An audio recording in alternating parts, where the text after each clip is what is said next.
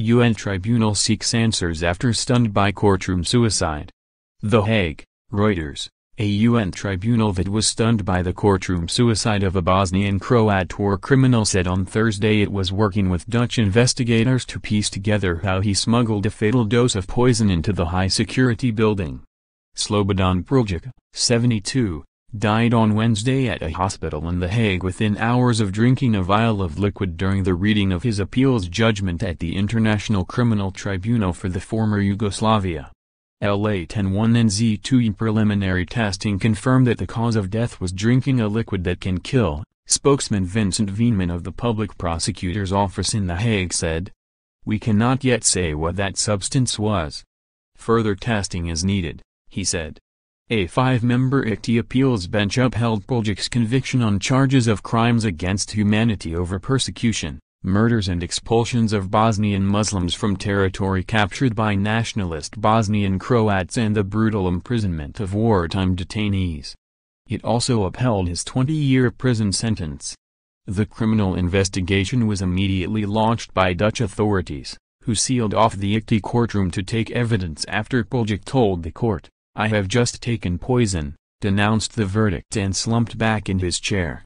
Dutch prosecutors said the inquiry was focused on assisted suicide and violation of the Medicines Act. It will also try to determine how the poison was smuggled into the court. The court on Thursday declined to provide further comment, citing the ongoing independent investigation. Stricter procedures at the UN detention unit were adopted following the 2006 death of suspect Slobodan Milosevic, the former Serbian and Yugoslav president. Milosevic, who died of a heart attack before his verdict on genocide and war crimes charges, had banned medication in his cell which may have worsened an existing heart condition. Horrific and emotional reactions in Bosnia to Praljak's death highlighted lasting division in the Balkans, where the court had aimed to bring reconciliation, but convicted war criminals are often revered as heroes. About 1,000 nationalist supporters gathered to hold a mass for Praljak, a former film and theater producer, in the Bosnian town of Mostar, known for the destruction of its iconic old bridge. Muslim victims of wartime violence welcomed his 20-year sentence and expressed hope it would deter future crimes. Croatian newspapers on Thursday focused on a lack of security measures at the tribunal and the government's rejection of the court's finding that Croatia, now a member of the European Union, was also responsible for war crimes. A verdict with consequences for Croatia, read a headline in the Novi List Daily.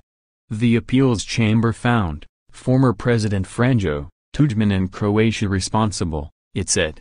A horrific end for the Hague Tribunal, read the front page headline in the Jutarnji List Daily, which like all papers ran a prominent photo of Praljak swallowing poison.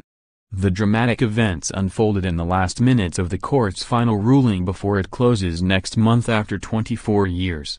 La-10-1-NL-7ZT previously, 2 defendants awaiting their ICTY trial, both Serbs, committed suicide by hanging themselves in their UN cells, according to court documents. The ICTY indicted 161 suspects in all from Bosnia, Croatia, Serbia, Montenegro and Kosovo in connection with atrocities in the ethnic wars during the 1990s.